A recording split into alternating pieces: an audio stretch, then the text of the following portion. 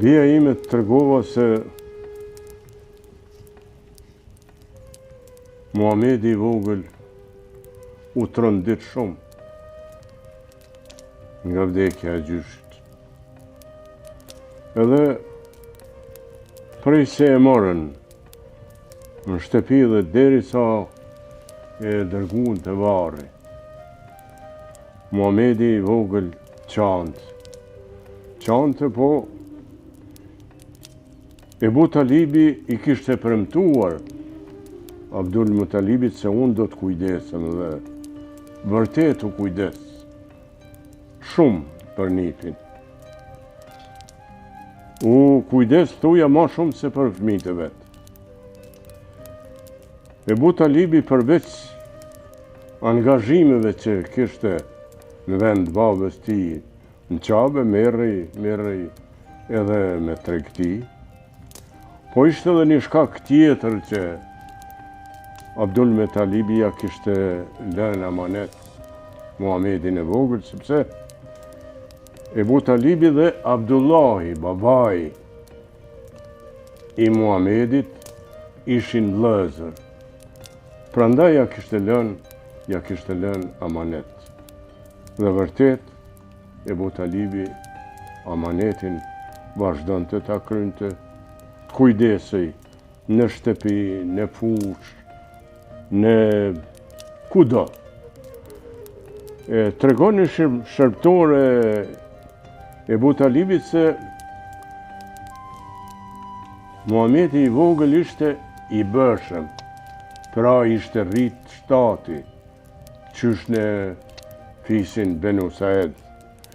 Edhe kur ju kthente shërbëtorja bukë fëmijëve, ai nuk vrapante për marrë bukën, copën e bukës, se natyrisht se atëherë buka është shtruar në sofër, edhe janë grumbulluar fëmijët rreth sofrës dhe aty janë ushqyer. Po ndonjëri ma shumë ka marrë copën e bukës, tjetri është larguar.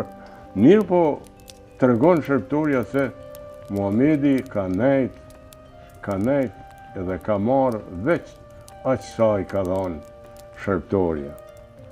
Edhe pse ka qenë me shtat i fort, ai asnjëherë nuk e ka përdor fuqinë e tij kundër tjetrit. Kështu kalojnë vitet dhe Muhamedi i bën 12 vjet. Ebu Talibi të erdhi radha me shku në Siri, me shku në Damask për tregti dhe nuk dëshironte ta merrte Muhamedin e vogël, se e dinte se rruga ishte gjatë, do të lodhej. Mirë po, Muhamedi nuk mund të rrinte, po Ebu Talibin edhe i tha, duhesh me marrë me vetë, edhe gati edhe qajt. Edhe përkundër vullnetit tij, Ebu Talibi e mori dhe u nisën rruga e gjatë, edhe duke kaluar pran një kishe, karvani tregtarëve u ndalen për me pushu pak, se ishin të lodhur. Në atë kish, do të thotë, ishte si prift shia, dhe ai qoj një njeri dhe ju tha, me ma thirë karvanin sepse po du me ju kthy një drek. Edhe ju urdhëroi shërbëtorët për me përgatit dreken, njerëzit e gëzuar natyrisht u afruan afër manastirit, edhe tash ky pyeti se a kanë ardhur të gjithë udhëtar, të gjithë tregtarë. Dikush e tha se jo, një djalë 12 vjeçar është i fundit në rresht, edhe ende s'ka rrit. Ai nuk i tregoi askujt, po e pa Muhamedin 12 vjeçar, Ebu Talibin, edhe e pyeti, tha, i kuj është ky fëmijë? Abu Talibi tha, është i imi. Prifti lujti kokën, tha më duket se ky fëmijë nuk e ka babën. Atëherë Abu Talibi tha, jo, nuk e ka. Është në kujdesin tim. Po, nuk e ka as nënën i tregoj. Aha. E kam ditur, tha prifti. Pas dreke i qiti me një anë, Abu Talibin edhe Muhamedin e vogël, edhe i tha Abu Talibit, shiko, tha, kë djalë, atje në lugin e kom pa një re që ju ka nejt si hi e karvanit. Në librat e mi, është një tregim se thuhet vetëm profetëve ju shkon hija. Prandaj thot, kam bindje se ky fëmijë do t'jetë profet, edhe në librat tonë tregohet se të krishterët edhe i dhujtarët do t'a kenë së shpejti një profet. Edhe mu më duket se ky djalë do t'jetë profet, prandaj duhet të kesh kujdes me te. Abu Talibi shkoj me habi. Mirë po prifti ja shpaloj këmishën. Ja shpaloj këmishën e Muhamedit vogël, edhe ja pa një shenjë sa veze e plumbit. I ra krabe e tha, ky do t'jetë, kujdes, do t'jetë profeti juaj i ardhshëm. Kështu Abu Talibi e mori Muhamedin, vajtën Damask.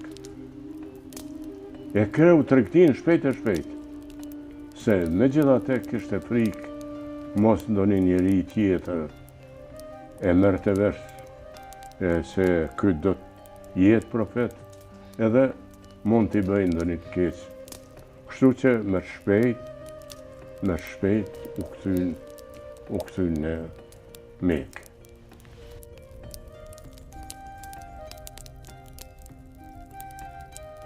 Shënoje bia ime.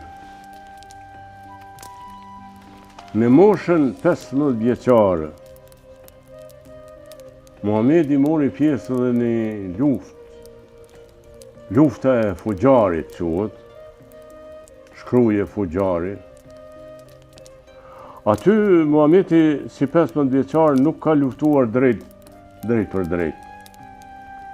Mirë po xhaxhajt të tij i ka mbledh thumba të shigjetave dhe i ka dhënë. E kjo do të thotë ka qenë një luftë e hershme ku ai ka marrë pjesë. Atëherë në Mekë kanë jetuar, do të thotë, njerëz të ndryshëm të cilët janë kujdes për mirëvajtjen në qytet, janë kujdes për të varfërit, dhe edhe kanë kriju një lidhje të ndershmeve, ku në atë tubim ka marrë pjesë edhe Muhamedi, si i ri, edhe xhaxhai i tij, do thotë vllai i Abu Talibit, Zuberi. Ma vonë pejgamberi do thotë këtë lidhje e lavdron edhe se aty janë betu të gjithë këta që më ju ndihmu, të varfërve, nevojtarve. Po edhe kur është bë, pejgamberi ka thonë se unë jam shumë i kënaqur që kam marrë pjesë në atë betim, edhe do t'isha shumë i kënaqur që edhe sot nëse del dikush dhe krijon një lidhje të tillë, unë do të bashkohesha me ta me gjithë sejf. Gjatë gjithë jetës e tij, edhe si i vogël, edhe ma vonë, edhe si i rritur, Muhamedi ka qenë një njeri që ka dashur njerëzimin, ka dashur përparimin e njerëzimit dhe natyrisht shokëve dhe gjithë fisit e tij Kurejsh, në cilin është rritur natyrisht me halle, me derë të mëdha që ka pas ajo kohë në Mekë. Besoj se nuk e lodh, po koha është, shko dhe pusho. Nesër mbrëma vazhdojmë me tregimin tjetër. Natën e mirë, bija im. Natën e mirë, baba.